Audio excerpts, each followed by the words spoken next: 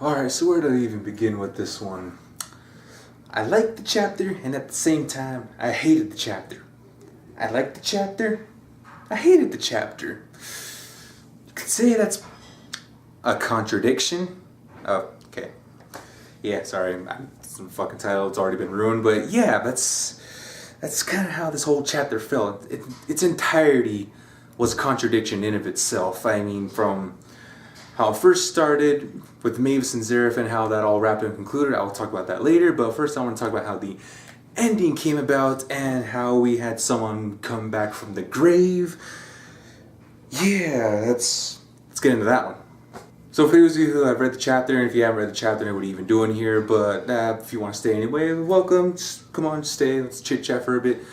But at the ending of this chapter, 537, I believe it was, 9 more chapters to go till Fairy Tale's ending, and it's winding down to be something a little lukewarm. I want to say problematic. Yeah, problematic. Sure, why not? I mean, with everything that's been going on. But this right here, my favorite part of this arc, within the last half of this arc, was Makarov's now supposed and of course tossed out the window death.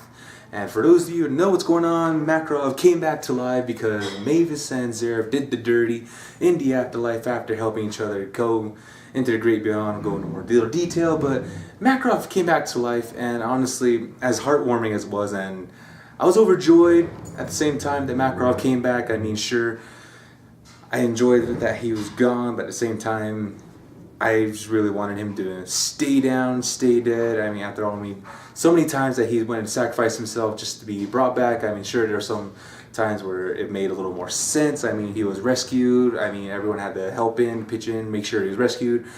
But this time, he made sure to sacrifice the guild to make sure the Alvarez Empire, majority of the small fry and everyone, were pretty much taken care of, and made sure to pave the way for the rest of the Fairy Tale Guild to fight the main menace, 12 Spriggan. And with that, he used Fairy Heart, not Fairy Heart, Fairy Law, in order to do this. And with Fairy Heart, a great strain went on his body, so much magic, so much people, and pretty much it should have killed him. It should have killed him, but it didn't. It brought him back. Now, what brought him back? Power of fucking friendship and camaraderie, and it kind of makes sense, and is a bit of a loophole. I guess I'll go back into that a little more, but it just means nothing. Death means nothing in Fairy Tale. Even with the final 10 chapters going down, I mean, he was being carried by Laxus pretty much, as a martyr. Not exactly a martyr, but just, the master. He was the master. He had the great significance in all of Fairy Tale, and his death meant a lot for everyone to grow and to push on, keep moving forward. He was a great role model, and yeah, so him coming back out of nowhere, out of the blue, heartwarming, yes. Story driving, no. Just no. One of the main thing I hated about this chapter, it just made it all seem so insignificant at the end. I mean, sure, we know death was really meant to be seen as nothing. I mean, with how Fairy Tale has been going on the last few chapters and how it's gone throughout its entirety, death means nothing, and it just proves it. It's just a slap in the face. It's a slap in the face, and heartwarming, yes, a little over glad, joy, whatever, he's back, yeah, whatever.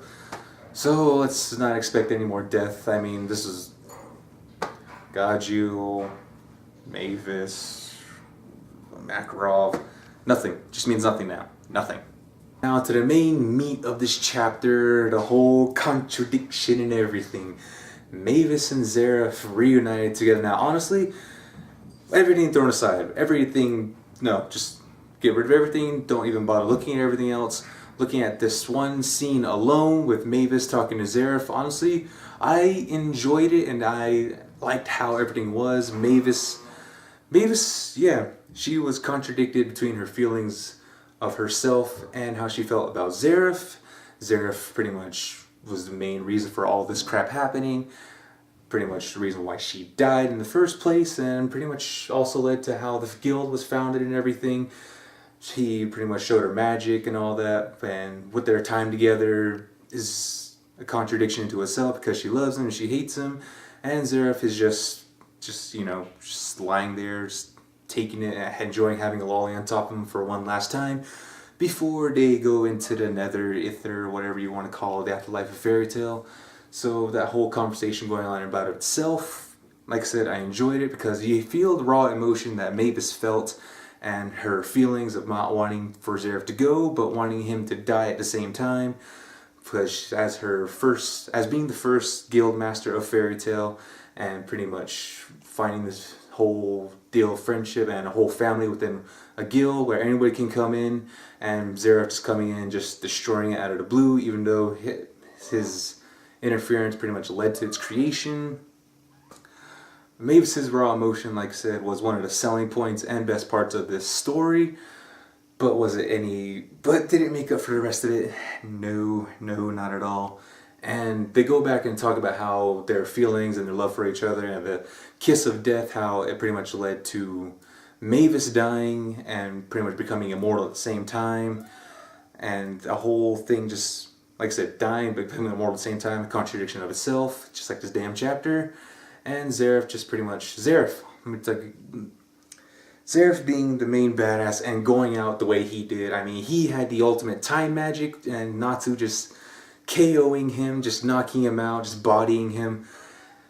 I mean, it really shouldn't have happened. He really, honestly shouldn't. He should have just pretty much slammed Natsu to the ground, said, "Peace out.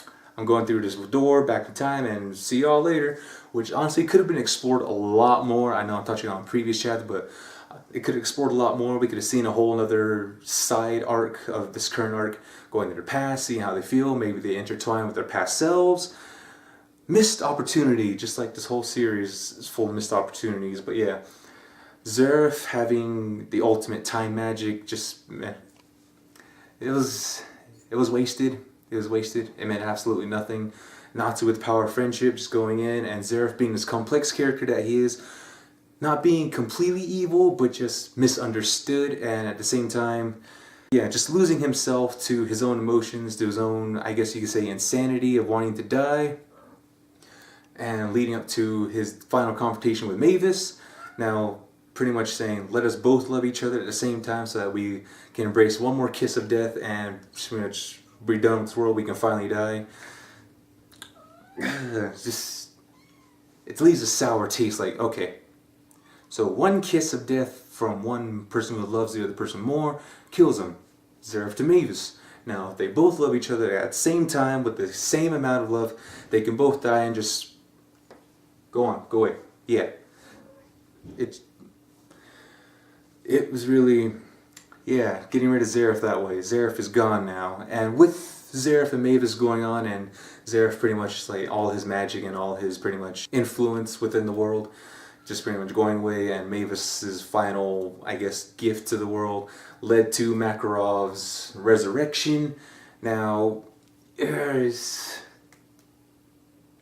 frustrating to think that death can lead to new life and whatnot. I mean, Makarov served his purpose, and Mavis could have left well enough alone, but she left the remaining, I guess, fairy magic of the main magic of Fairy Tale, and pretty much blessed, you know, Makarov to come back to life, because I guess he's not done yet raising his kiddos. But like I said, this whole thing was contradictions, so much missed opportunities, and just let the sour taste.